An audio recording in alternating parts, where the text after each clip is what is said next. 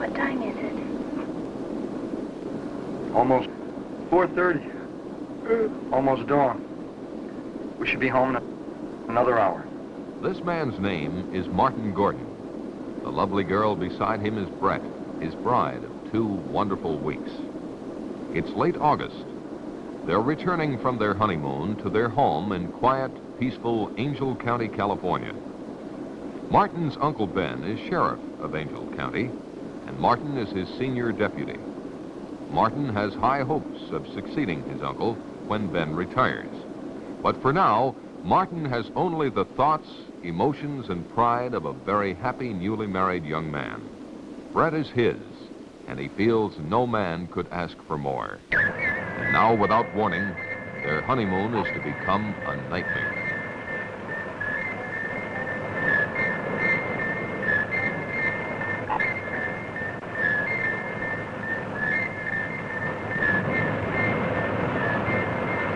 Neither Martin nor Brett saw the glowing rocket descend in the early morning skies. It was reported to the sheriff's office by Jeff, the county forest ranger.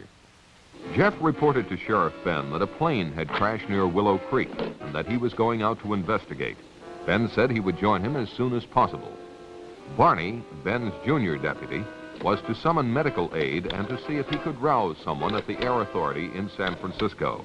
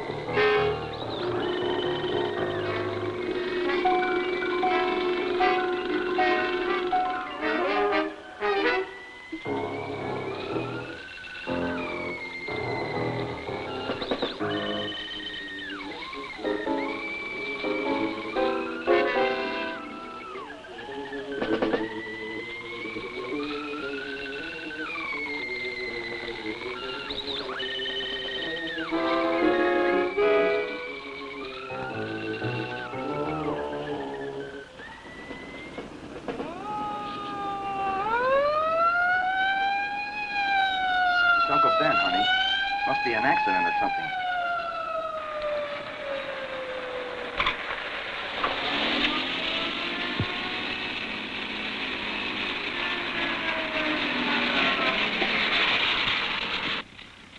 There's a plane crash down the road a couple of miles. I'm going to be a little short-handed till help gets here. Go around back of me.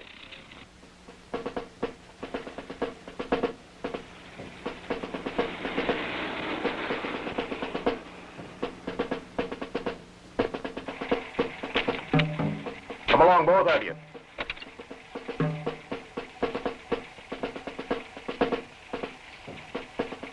Get in, honey.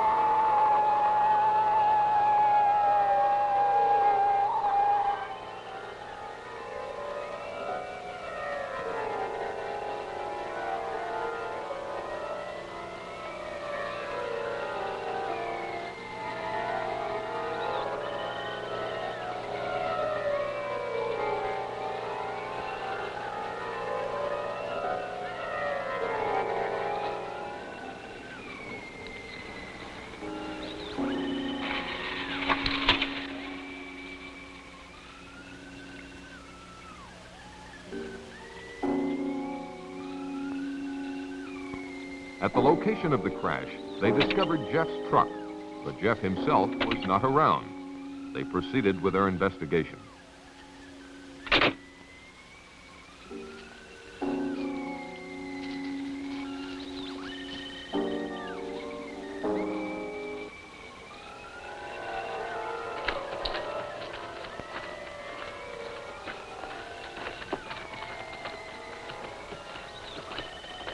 They looked at the rocket in utter amazement. A puzzled Ben finally asked Martin what he made of the craft. It's no airplane. Could be one of our missiles. Or one of theirs. You could be right, honey. Don't think we have anything this big.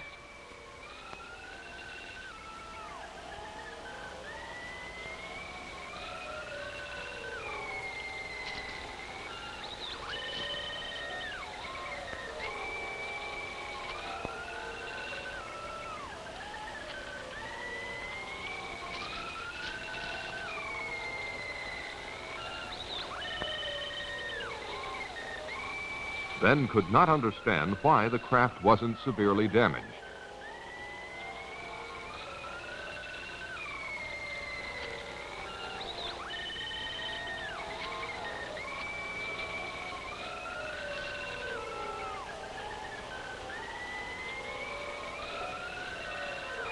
This hat belongs to Jeff Peters. Jeff! Jeff! Jeff, are you in there? Martin, go back to my car and get my flashlight.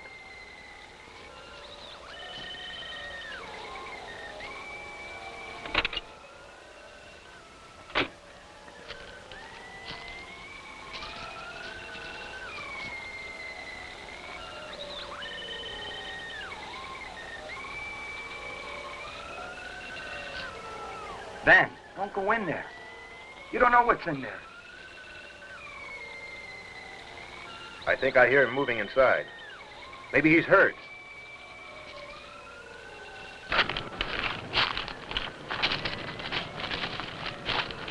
Ben, please don't.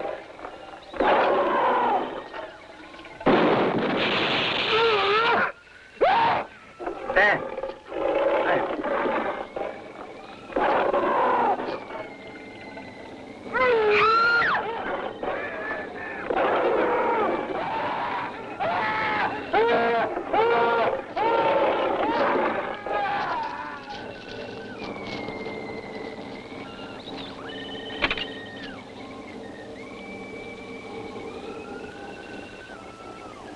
Car 1, calling in.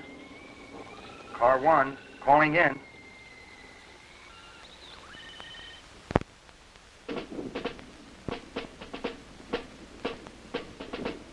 Within the hour, Martin's unusual call for assistance was answered by a special unit led by a Colonel James Caldwell.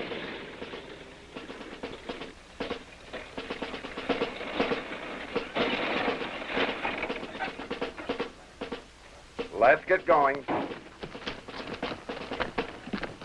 Let's go. Let's go. Move it over. Let's get going. Let's go. All right, back on the truck. Let's go.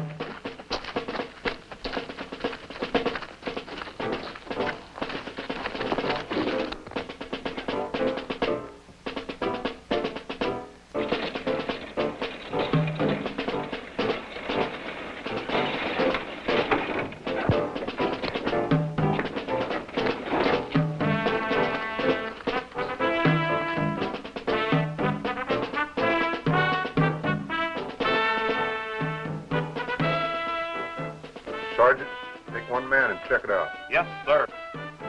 Okay.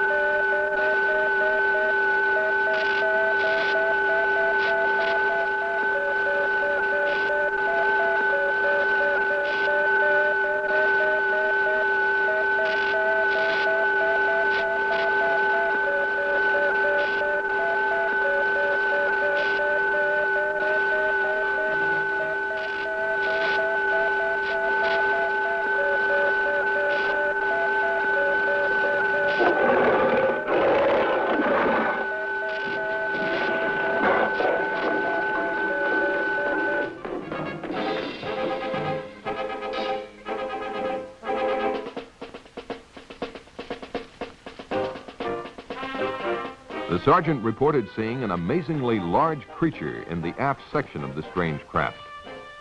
He further reported that it was secured by a kind of metal harness, but that the creature could still move around somewhat, and for that reason they had not gotten too close to it. There was no trace of either Ben or Jeff. The colonel ordered continuous guard duty around the spaceship and decided to set up a temporary military headquarters at the sheriff's office in town.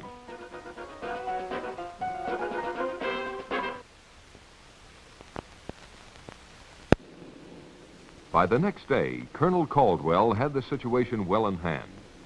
He had called Washington and received his orders from the highest possible authority.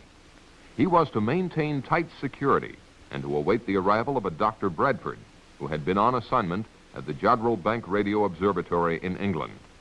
Upon arrival, Bradford was to take complete charge of the operation. He was the world's leading authority on space emissions and had worked out a series of systems that might lead to communication with other forms of life, when, as, and if they were contacted. Martin was outraged by the government's intellectual approach to a monster that had already killed and caused the disappearance of his two close friends. Caldwell tended to agree with him, but stated he had to follow his orders. One of those orders was to suppress the news of the death of Ben and Jeff. Martin was appointed temporary sheriff, and all news intended for public consumption was to emanate from his office. The Air Authority issued a cover-up story that a plane had crashed and burned, and this was to suffice until the experts cleared up the mystery of the visitor from outer space.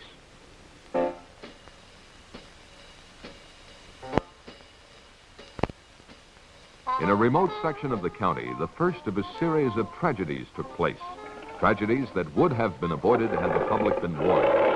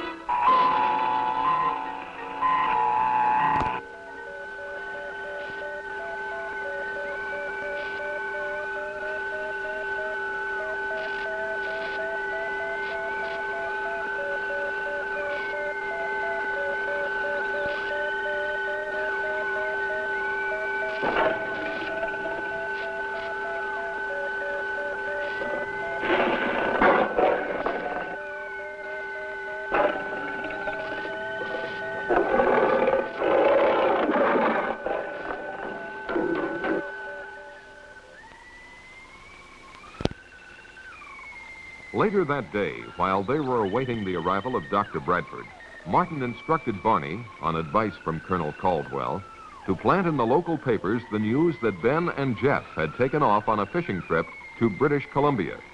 The colonel had impressed the bereaved families with the necessity of maintaining secrecy, and these brave relatives had agreed.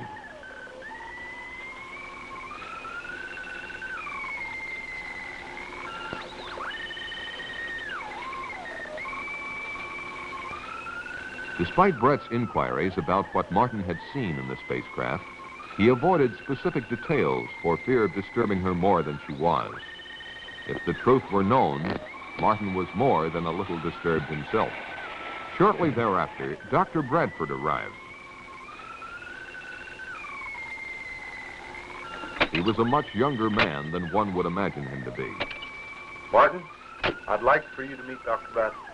I've heard a lot about you from the colonel. Nothing bad, I trust. Martin and his wife were in the original party that found the fallen craft. I was sorry to hear about your uncle. It's a tough break. I hope you're feeling better. Yes, thank you. A couple hours of sleep did a world of good. Bradford thanked the colonel for his assistance and then asked to speak to Martin. Bradford questioned Martin about everything that had transpired. Martin did his best to recall everything in precise detail, but really didn't have much for him. The two soldiers that entered the rocket earlier had been summoned, and Bradford hoped to learn more from them. The doctor himself would not enter the rocket until the arrival of certain equipment. From his discussion, it was apparent that the doctor considered this situation a magnificent opportunity for mankind. He felt that if he could communicate with the creature, it might be possible to advance human knowledge by years or even centuries. The spaceship alone signified an intellectual development far in advance of anything on Earth.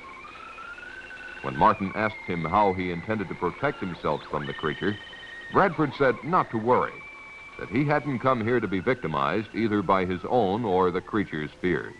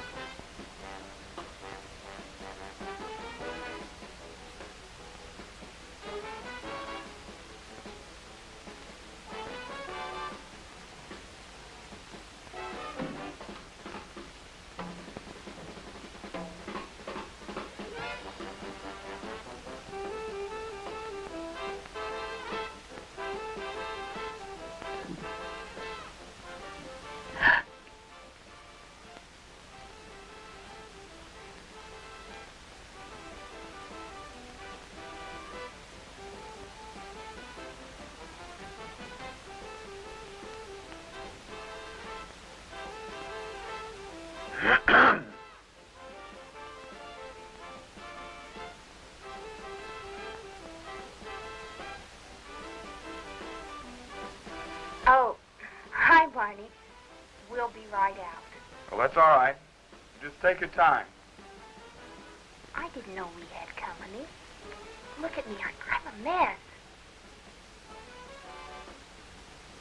Don't be impolite. Make our guests a drink.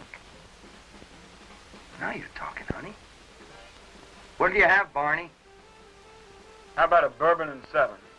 Coming up. Would you get the 7, honey?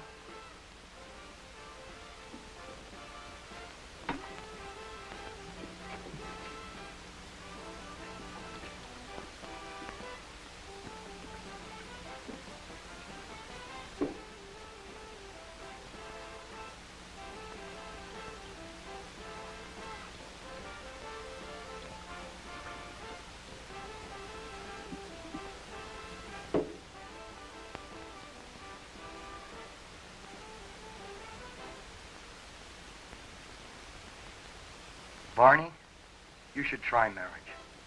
It would do wonders for you. Barney and Martin had been bachelor buddies for years, but now that Martin was settling down to marriage, they were slowly drifting apart. Barney, naturally, was still dating all the girls in town, and he couldn't understand why Brett and Martin didn't pal around with him more than they did. He couldn't comprehend that married life brought with it not only new problems and duties, but the necessary togetherness of husband and wife as well. Despite Brett's most tactful considerations, such as inviting him over to dinner quite often, Barney was growing resentful of her, or at least she felt that he was. Since time began, this change in relationship has probably happened to all buddies in similar circumstances.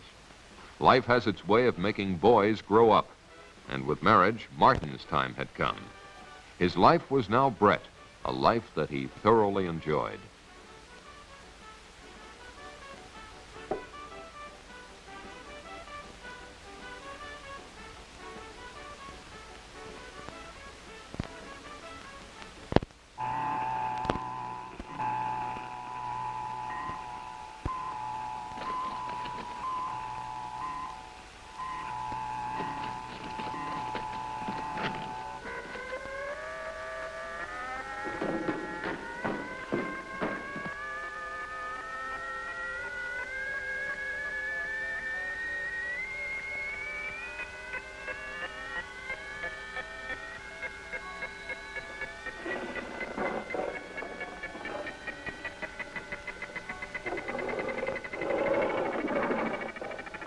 Bye, honey. The next morning, Betty Johnson, as usual, blew a goodbye kiss to her husband, but for the last time.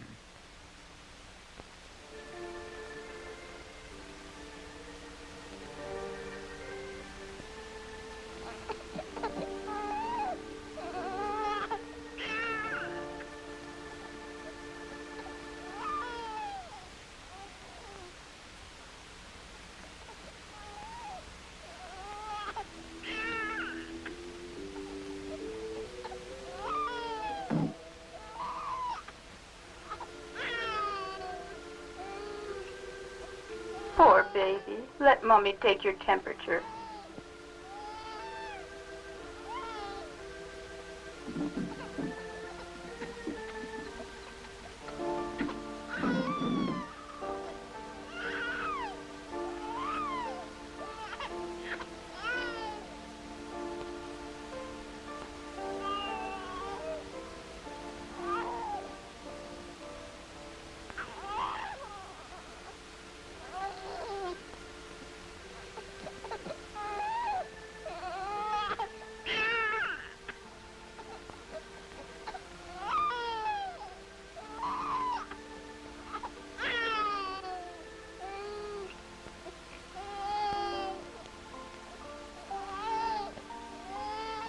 Poor baby. You'll feel better soon.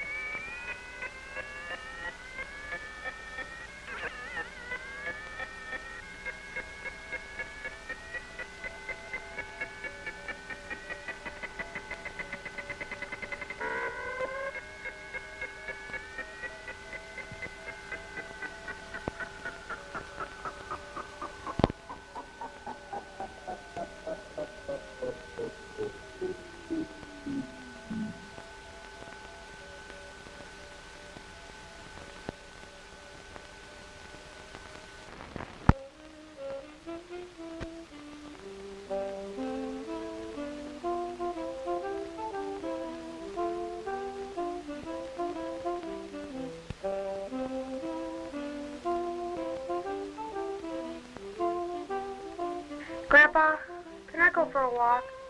All right, but stay close by.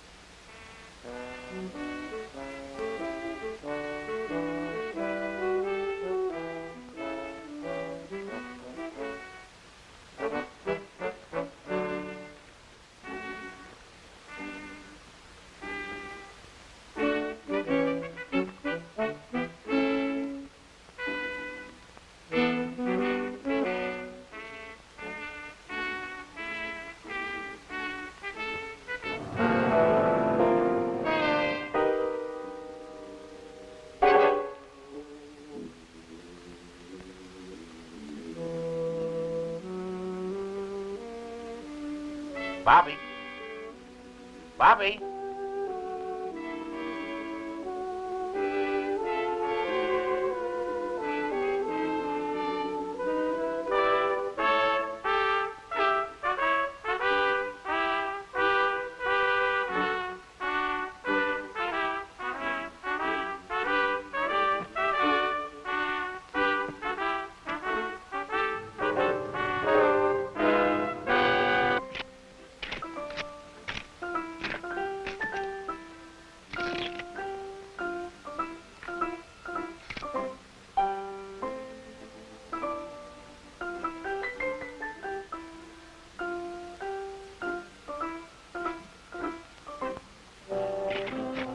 Bobby!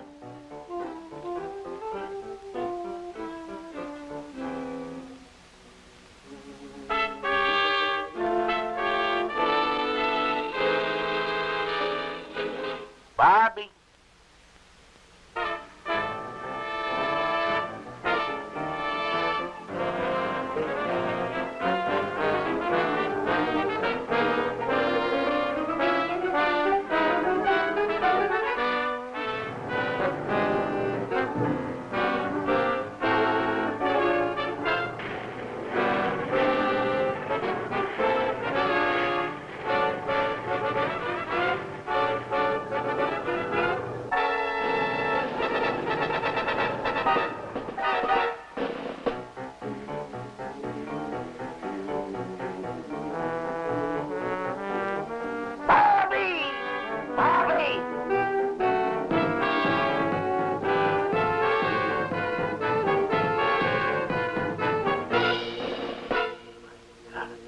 Bobby.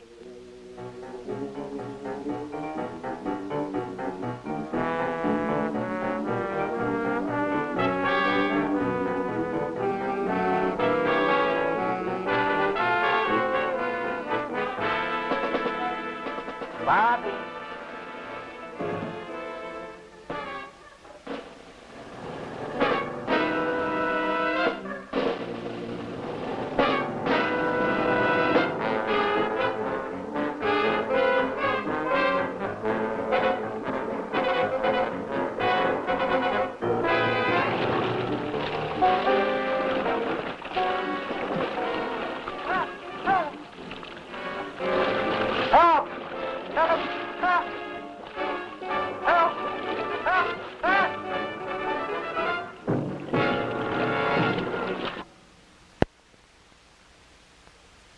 Within 48 hours, Dr. Bradford had closely examined the creature and the spaceship and reached a number of conclusions. He was sure the creature had come from beyond our solar system because it adapted to our environment so quickly, and no planet or dead star near us has conditions similar to the Earth. Of special interest to him was the hull of the ship. It was composed of an alloy unlike anything human science had ever encountered. The doctor had run a number of tests on the metal, but its molecular structure remained a mystery. Because there was no food on board, Bradford presumed the creature had been in a state of suspended animation, particularly because it had survived the trials of re-entry and impact without apparent harm. So far, he had no success in communicating with it, but he had not yet exhausted all possibilities. On a more subjective basis, he had the curious feeling that the creature did not want to communicate with him. Such a confession on the part of this eminent scientist made Martin feel quite apprehensive.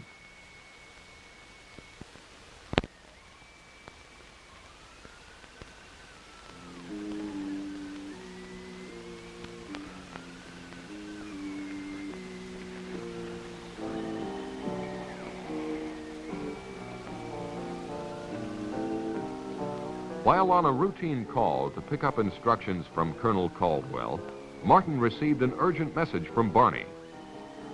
Barney was at Willow Creek. He had responded to a phone call from a frantic Mrs. Brown. Her husband and grandson had gone fishing and were long overdue. Barney was instructed to organize a search party locally and to report the results to Martin. Because of security regulations, he was not to come near the area of the spacecraft. Martin said he would join Barney later if he could.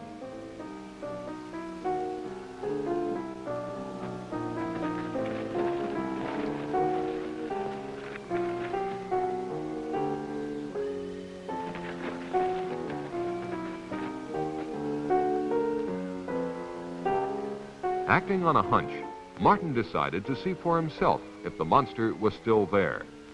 It was. Bradford had installed TV cameras inside the spaceship and was testing the creature's reactions to sound, light, electricity, color, and air pressure. When Martin asked him if he had any luck in communicating with the beast, Bradford confessed that he hadn't, but would try again when certain data was returned to him from computer processing. It was at this time that Bradford came up with a frightening theory, namely that the creature might be a product of engineering, the same engineering that built the spaceship. What he didn't understand was why some form of communication had not been built into the creature. When Martin asked him if this weren't something to worry about, Bradford said no. It was probably his own failing at not being able to establish communications. It seemed to Martin that if Bradford's theory were correct, humanity might be in grave danger. Bradford dismissed Martin's fears by pointing out that the creature was not exhibiting any signs of violence, and besides, it was firmly secured by the harness. That afternoon in Moncrief Park, a group of neighbors got together for a hootenanny. Oh, she left me sad, but still I am happy. In fact, I am glad, for I am as free as that bird in the tree, 'cause she left me alone and could not marry me. I said that I loved her and would till I died. I tried to forget her, and I really did try, but I'll still think of her till the day that I die, 'cause I think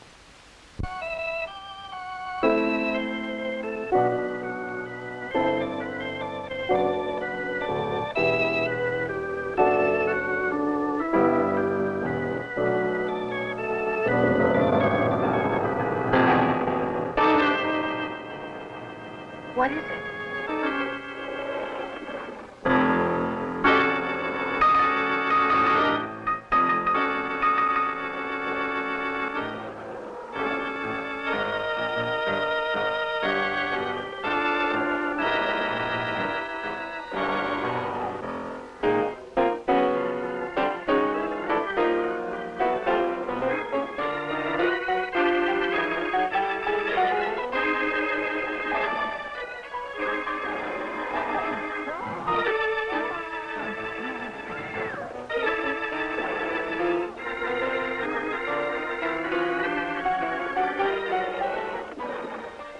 You stay there. Stay calm.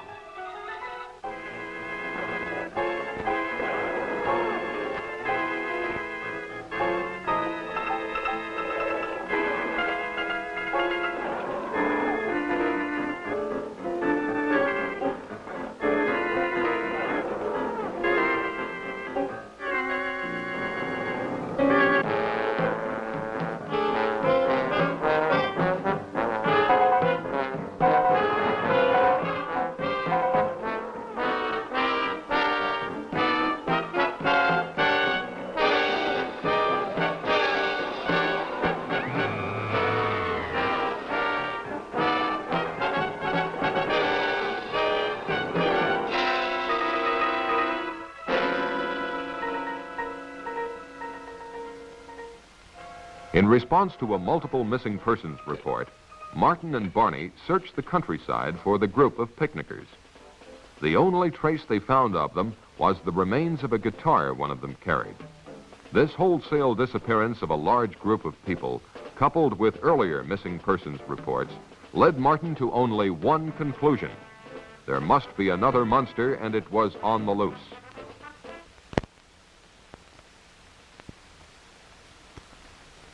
The colonel listened to Martin's theory, and after consulting with Bradford, decided to call Washington. He was told to follow his own good judgment, but under no circumstances was he to alarm the populace. The colonel decided to organize a county-wide search. Martin's assignment was to search the north end of the county.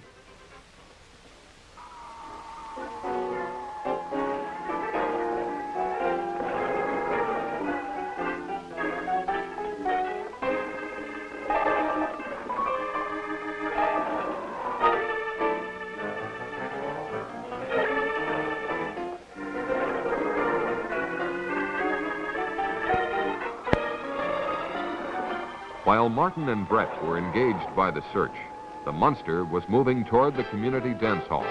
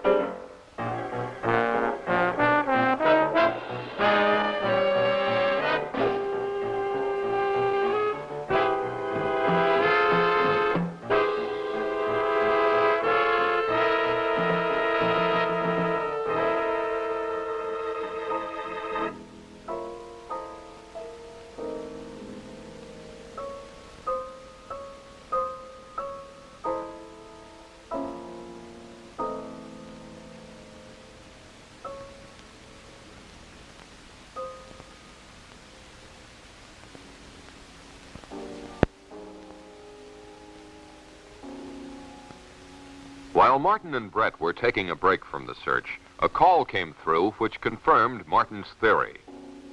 Colonel Caldwell told them of the monster's attack at the dance hall. His troops now had orders to destroy the monster, and he asked for Martin's assistance.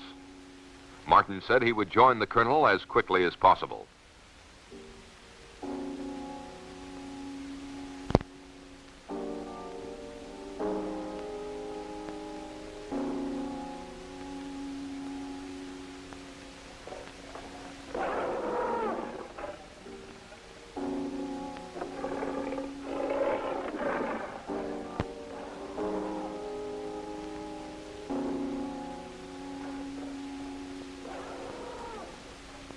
The monster next appeared in Lover's Lane. Anyone who experienced that catastrophe and survived would never go there again.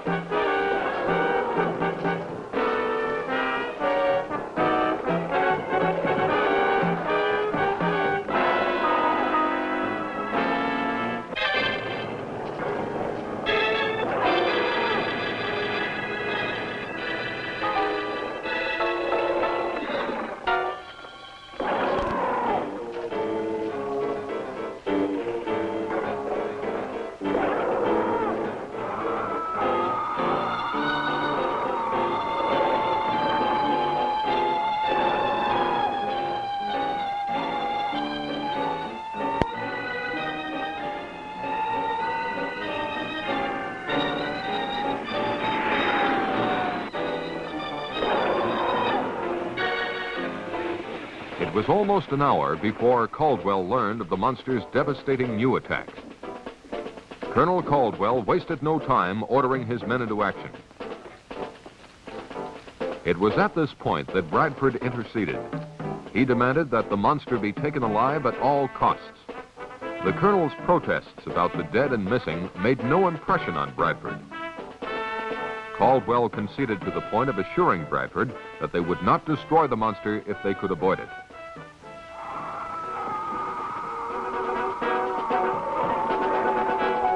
Get on with it, Lieutenant. Move it out, men.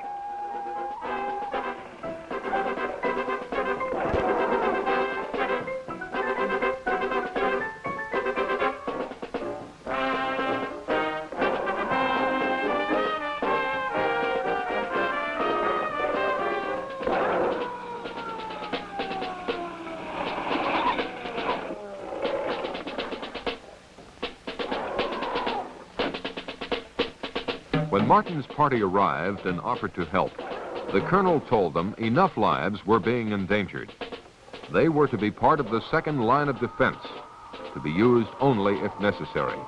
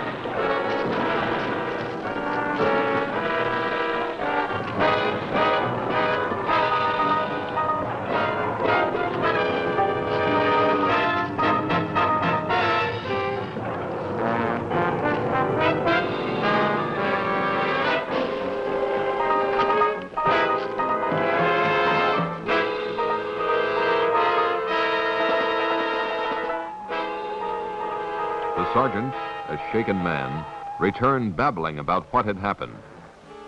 Caldwell, realizing the full danger of the situation, decided he had only one means left to stop the monster: grenades. Now Bradford made a drastic move. Acting on his superior authority, he forbade Caldwell to destroy the creature. The colonel, more concerned with saving human lives than advancing science, told Bradford to go to hell. Get out of my way.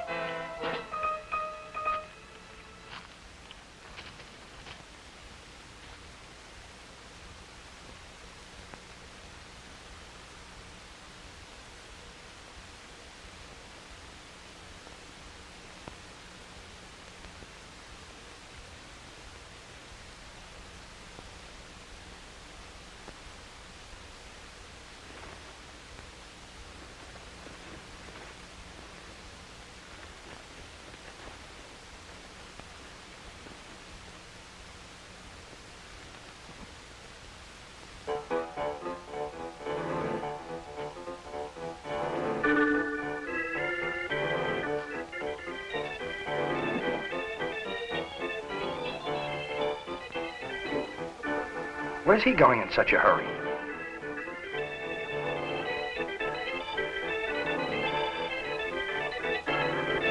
Maybe you'd better follow him. He may need help. You go ahead, Mark. I'll stay with Carl.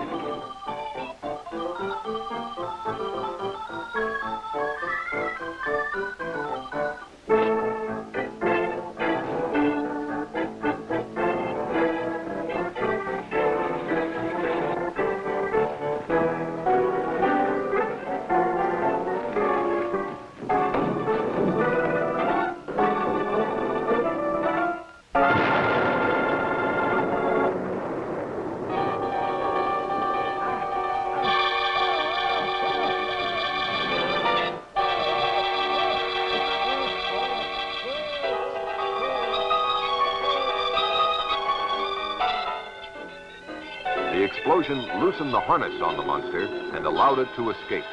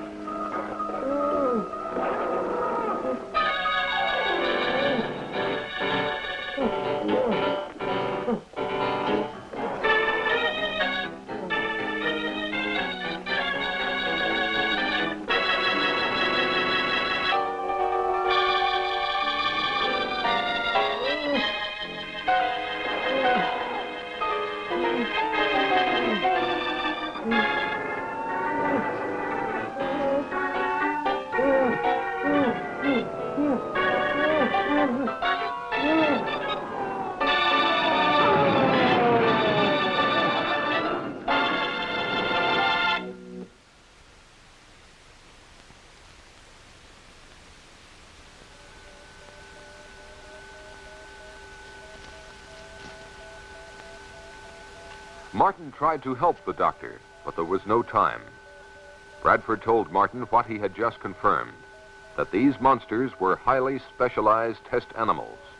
They were, in fact, mobile laboratories that consumed human beings in order to analyze them chemically, undoubtedly to detect weaknesses in the human species. He told Martin that the information fed into a computer in the spacecraft. Further, he added, now that both monsters were dead, the computer would activate a transmitter to send the results into outer space. Martin knew what he had to do.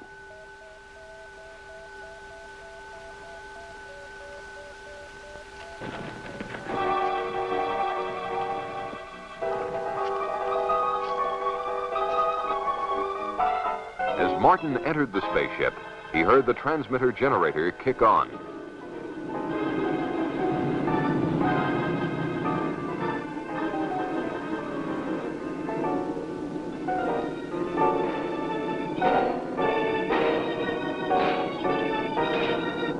The super tough alloys of the spacecraft were not even dented by Martin's hammering.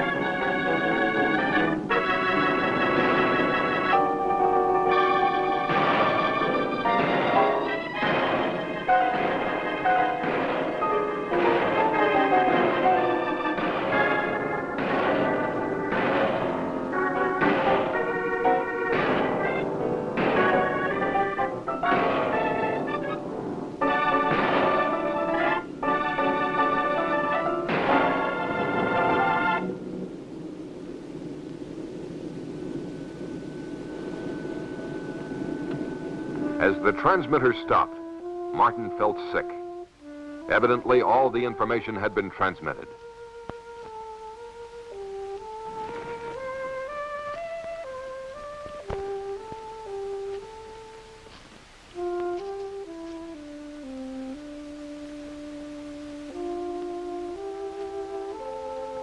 On Martin's return, he confessed his failure. He slowly asked Bradford what was in store for humanity. Bradford was pessimistic, but implied that maybe all was not lost. After all, he told them, the vastness of the universe is incredible. If these monsters had come from its outer limits, their home might even no longer exist. Or if they do come again, perhaps man will have advanced enough to cope with them and those who made them. Only God knows for sure, were Bradford's last words to anyone on this earth.